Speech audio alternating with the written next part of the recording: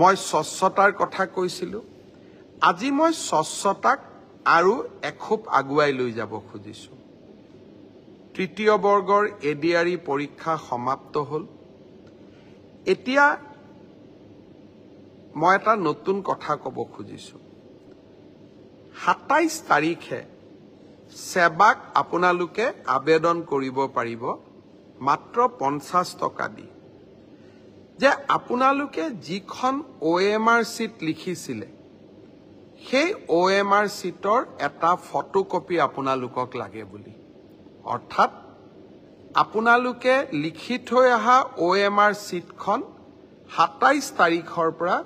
সেৱাৰ কাৰ্যালয়ত আবেদন কৰি সেৱাই তাৰ ধুনীয়া বিজ্ঞাপন দিব কেনেকে এডভাৰটাইজ কেনেকে আবেদন কৰিব লাগে আপোনালোকে চেণ্টাৰত জমা দি থৈ অহা OMR চিটটো এইবাৰ আপোনালোকে 50 টকা জমা দি সেৱাৰ পৰা লৈ আহিব পাৰিব ফটোকপিৰ খৰচ 50 টকা ঘৰত লৈ আহি OMR চিটটো এইবাৰ আপোনালোকে পৰীক্ষা কৰিব পাৰিব যে মই শুদ্ধ উত্তৰ দি আহিলো নে নাই শুদ্ধ উত্তৰটো কি 28 তাৰিখে আমি এনসাৰ কিটো সেৱাৰ ৱেবসাইটত আমি প্ৰকাশ কৰিম অৰ্থাৎ 27 তাৰিখৰ পৰা আপোনালোকে OMR চিটখন আবেদন কৰি সেৱাৰ পৰা ল'ব পাৰিব 28 তাৰিখে সেৱাৰ ৱেবসাইটত এনসাৰ কি প্ৰত্যেকটো প্ৰশ্নৰ উত্তৰ কি হোৱা উচিত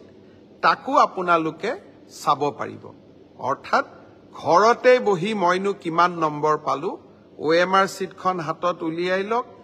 এনসাৰ কি লগত মিলাই চাওক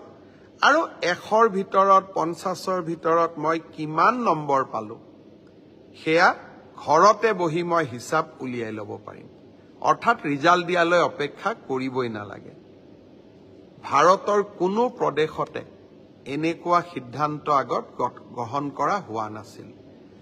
OMRৰ কপিও পাব আৰু এনসাৰ কিটো উপলব্ধ হ'ব এতিয়া আৰু এটা আমি স্বচ্ছতাক আৰু এখোজ আগুৱাই লৈ যাব খুজিছোঁ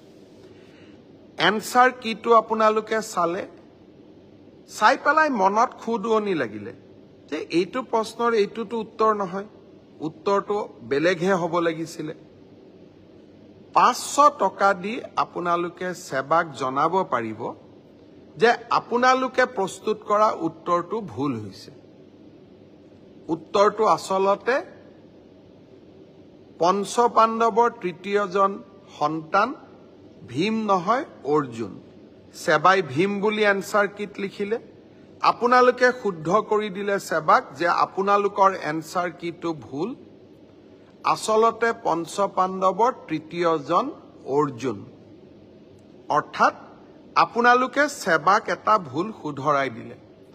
তৎকালীনভাৱে সেই 500 টকাটো আপোনালোকে উভতাই পাব 500 টকাটো আমি এই কাৰণে ফিজ লৈছো নহলে সকলোৱে এনসাৰ কিটো ভুল বুলি হাৰাশাস্তি কৰাৰ ৰাস্তাও ল'ব পাৰে যাতে হাৰাশাস্তি কৰাৰ ৰাস্তা নলয় সেইবাবে আমি এটা 500 টকা লম